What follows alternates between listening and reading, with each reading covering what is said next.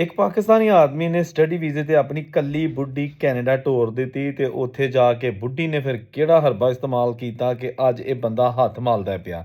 ਬਿਲਕੁਲ ਇੱਕ ਬਹੁਤ ਹੀ ਮਾਲੂਮਾਤੀ ਵੀਡੀਓ। ਜਿਹੜੇ ਲੋਕ ਇਹ ਗਲਤੀਆਂ ਕਰਦੇ ਨੇ ਪਲੀਜ਼ ਇਹ ਗਲਤੀਆਂ ਨਾ ਕਰਨਾ, ਕਿਉਂਕਿ ਇਹ ਬੰਦਾ ਹੁਣ ਬੁੱਢੀ ਵੀ ਖਵਾ ਬੈਠਾ ਹੋਇਆ। ਅਸਲ 'ਚ ਇਹ ਵੇ ਕਿ ਇਹਦੀ ਸ਼ਾਦੀ ਹੋਈ ਸੀ ਔਰ ਇਹਨੇ ਜਨਾਬ ਆਪਣੀ ਬੁੱਢੀ ਨੂੰ ਬਾਹਰ ਕੈਨੇਡਾ ਭੇਜਣ ਦਾ ਫੈਸਲਾ ਕੀਤਾ। ਸਾਰੇ ਪੈਸੇ ਲਾਏ, ਆਇਲਟਸ ਕਰਵਾਇਆ। ਬੁੱਢੀ ਪੜ੍ਹੀ ਲਿਖੀ ਸੀ, ਹੁਸ਼ਿਆਰ ਚਲਾਕ ਸੀ, ਬੱਚਾ ਹਲੇ ਕੋਈ ਨਹੀਂ ਸੀ ਹੋਇਆ। ਵੀਜ਼ਾ ਲੱਗ ਗਿਆ, ਕੁੜੀ ਟੁਰ ਗਈ ਕੈਨੇਡਾ। ਉੱਥੇ ਜਾ ਕੇ ਜਨਾਬ ਇਹਨੇ ਆਖਿਆ ਆਪਣੇ ਹਸਬੈਂਡ ਨੂੰ ਕਿ ਤੂੰ ਸਬਰ ਕਰ, ਇੱਥੇ ਕੰਮ ਮੁਸ਼ਕਲ ਹੈਗਾ ਜ਼ਰਾ ਥੋੜ੍ਹਾ ਜਿਹਾ ਨਾ, ਪੇਪਰਾਂ ਸ਼ੇਪਰਾਂ ਦਾ ਤੈਨੂੰ ਮੈਂ ਸਪਾਂਸਰ ਕਰ ਲਾਂਗੀ, ਟੈਨਸ਼ਨ ਨਾ ਲੈ, ਮੈਨੂੰ ਰੋਜ਼ ਰੋਜ਼ ਤੰਗ ਨਾ ਕਰੀ, ਮੈਂ ਕੰਮ ਕਰਨੀ ਆ, ਸਟੱਡੀ ਕਰਨੀ ਆ, ਬੜੇ ਮਸਲੇ ਮਸਾਇਲ ਨੇ। ਲੇਕਿਨ ਜਿਹੜੀ ਜਗ੍ਹਾ 'ਤੇ ਕੰਮ ਕਰਦੀ ਸੀ ਉੱਥੇ ਜਨਾਬ ਉਹਦਾ ਇੱਕ ਪੱਕੇ ਮੁੰਡੇ ਦੇ ਨਾਲ ਇਸ਼ਕ ਵੀ ਚੱਲਣਾ ਸ਼ੁਰੂ ਹੋ ਗਿਆ।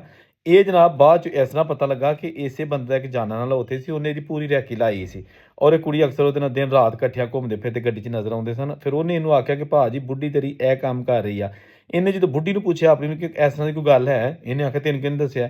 ਇਹਨੇ ਬਹਰਹਾਲ ਦੱਸਿਆ ਕਿ ਅਗਰ ਤੂੰ ਕਿਸੇ ਨਾਲ ਗਲਤ ਹਰਕਤ ਕਰ ਚੁੱਕੀ ਹੈ, ਜੋ ਕੁਛ ਵੀ ਹੈ, ਤੇ ਮੈਨੂੰ ਕੋਈ ਇਤਰਾਜ਼ ਨਹੀਂ, ਲੇਕਿਨ ਤੂੰ ਛੱਡ ਦੇ ਉਹਨੂੰ, ਮੈਂ ਤੈਨੂੰ ਮਾफ़ ਕੀਤਾ, ਗਲਤੀ ਹੋ ਜਾਂਦੀ ਇਨਸਾਨ ਕੋਲ। ਲੇਕਿਨ ਉਸ ਬੀਬੀ ਨੇ ਪਹਿਲਾਂ ਤਾਂ ਮੁੱਕਰ ਗਈ, ਲੇਕਿਨ ਬਾਅਦ ਵਿੱਚ ਆਪਣੇ ਇਸ ਹਸਬੈਂਡ ਨੂੰ ਬਲੌਕ ਕਰ ਛੜਿਆ। 8-9 ਮਹੀਨੇ ਹੋ ਗਏ ਨੇ ਉਸ ਖਾਤੂਨ ਨੇ ਆਪਣੇ ਪਾਕਿਸਤਾਨ 'ਚ ਬੈਠੇ ਹਸਬੈਂਡ ਨੂੰ ਟੋਟਲ ਬਲਾਕ ਕਰ ਛੜਿਆ। ਹੁਣ ਉਹਨੇ ਉੱਥੇ ਵਿਆਹ ਕਰ ਲਿਆ, ਕੀ ਕਰ ਲਿਆ, ਉਸ ਮੁੰਡੇ ਦੇ ਨਾਲ ਕੀ ਪਿਆਰ ਦੀਆਂ ਪੀਂਘਾਂ ਪਾਈਆਂ ਨੇ, ਹਾਲੇ ਤੱਕ ਕੋਈ ਪਤਾ ਨਹੀਂ ਹੈਗਾ। ਇਹ ਆਂਦੇ ਨੇ ਕਿ ਜਦੋਂ ਤੁਸੀਂ ਇੱਕ ਨਵੀਂ ਦੁਲਹਨ ਨੇ, ਤੈਨੂੰ ਇਹ 'ਤੇ ਇਤਬਾਰ ਹੀ ਕੋਈ ਨਹੀਂ, ਉਹਦੇ ਨਾਲ ਅੰਡਰਸਟੈਂਡਿੰਗ ਹੀ ਕੋਈ ਨਹੀਂ, ਤੈਨੂੰ ਉਹਦੀ ਨੇਚਰ ਦਾ ਨਹੀਂ ਪਤਾ, ਤੂੰ ਉਹਦੇ 'ਤੇ ਲੱਖਾਂ ਰੁਪਈਆ ਲਾਤਾ, ਹੁਣ ਹੱਥ ਮਲਦਾ ਰਹਿ। ਅਤੇ ਇਹਤਿਆਤ ਕਰਨੀ ਚਾਹੀਦੀ ਹੈ।